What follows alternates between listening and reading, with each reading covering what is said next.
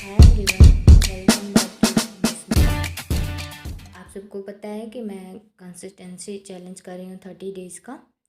तो आज मेरा थर्ड डे है। तो मेरी मॉर्निंग तो अच्छी नहीं हुई थी, मुझे पढ़ने का मन नहीं कर रहा था। फिर भी जितना मेरे से हो पाया उतना मैंने पढ़ा। तो फर्स्ट स्लॉट में मैं गवर्नेंस कर रही हूँ।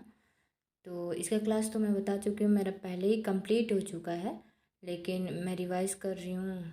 तो फिर अभी लग रहा है जैसे फिर से पढ़ना पड़ रहा है, क्योंकि ज़्यादा गैप हो चुका है फर्स्ट रीडिंग और इस रीडिंग में जो भी मैं कर रही हूँ। और इसमें कुछ टॉपिक्स हैं जो मुझे समझ नहीं आ रहे हैं, उसको मैं अलग से नोट डाउन करते जा रही हूँ। और बाद में या फिर इसके साथ ही मैं यूट्यूब से या फिर वीडियो देख के मैं समझने की कोशिश कर रही हूँ।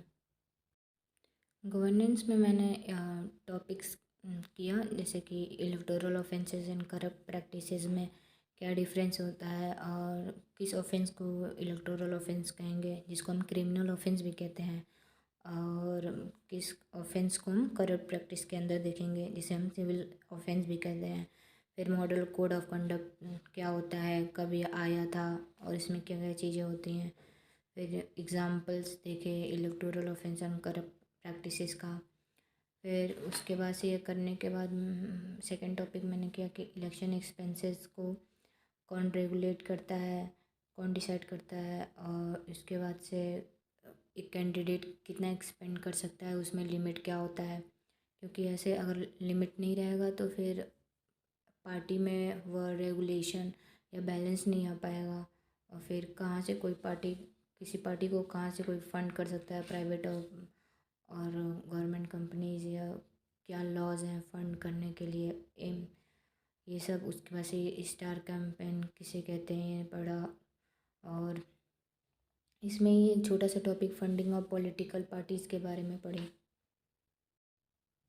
मुझे तो ये गवर्नेंस पढ़ना भी थोड़ा इजी लग रहा है, ये मैं कर सकती हूँ ऐसा लग रहा है एज़ कम्पेयर टू हिस्ट्री, क्योंकि हिस्ट्री मुझे बहुत डिफ़िकल्ट लगता है। तो you can also comment down कि आपको कौन सा पेपर सबसे इजी लगता है, उस पेपर में पर्टिकुलर सब्जेक्ट कौन सा इजी लगता है, और कौन सा करने में बहुत डिफ़िकल्टीज होती है समझने में, पढ़ने में।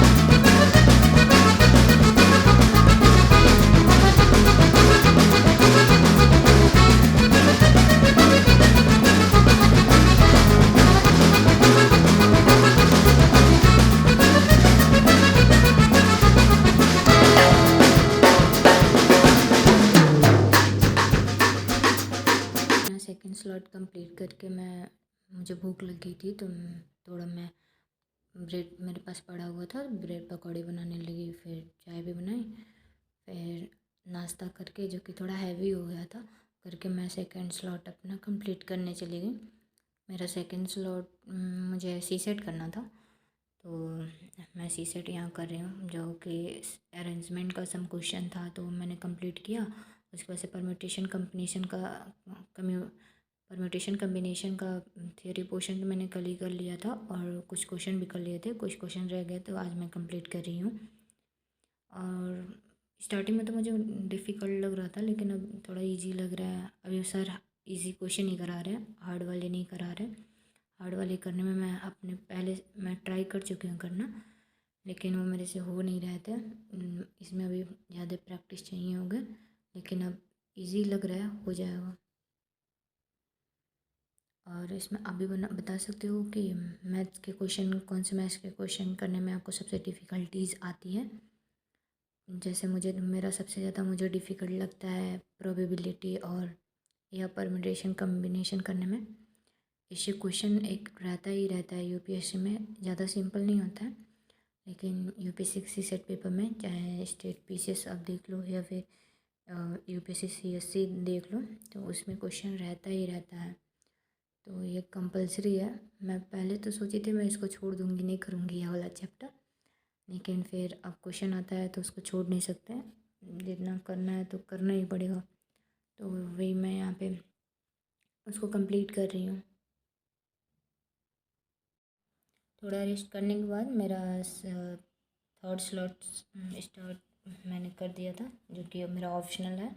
और ऑप्शनल मैं फ़र्स्ट टाइम ही रिवाइज कर रही हूँ अभी, इसलिए मुझे बहुत टाइम लग रहा है इसे करने में, क्योंकि मैं अभी स्लो स्लो ही कर रही हूँ। और जब एक बार रिवाइज करूँगी तो क्या पता फिर नेक्स्ट टाइम टाइम कम लगेगा। और मैं ज़्यादा टाइम बैठ नहीं पाती हूँ।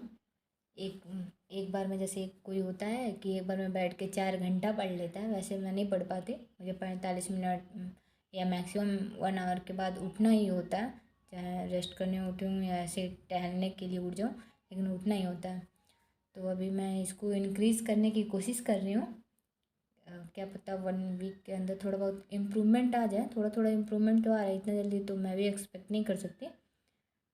तो वही मैं अपना भी ऑप्शनल कंप्लीट कर रही हूँ। फर्स्ट पेपर तो एज़ यूजुअल जो मैं बता चुकी हूँ पहली वीडियो में कि फ़र्स्ट पेपर तो मेरा कंप्लीट हो चुका है ऑप्शनल का।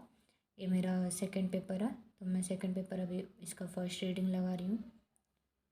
बस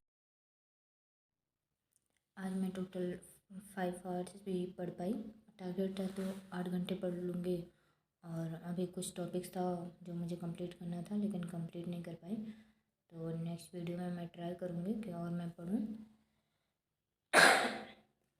सॉरी, और 8 घंटे कम से कम पढूँ और जो मेरा टारगेट्स है उसको कंप्लीट करूँ।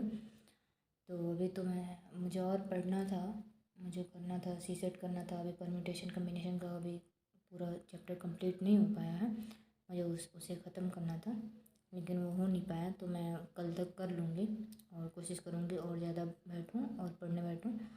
तो आपको भी अगर स्टार्टिंग में प्रॉब्लम हो रहा है बैठने में, आप ज़्यादा देर तक नहीं बैठ पा रहे हैं, तो धीरे धीरे करके आप भी टाइम इंक्रीज़ कर सकते हो। तो आज यहीं पे इसको ख़त्म करते हैं, इस ब्लॉग को। नेक्स्ट टाइम कोशिश करूँगी और लंबा इसको करूँ और भी चीज़ें इंक्लूड करूँ इसमें, जैसे खाना, बाहर का environment etcetera. So thank you for watching, bye.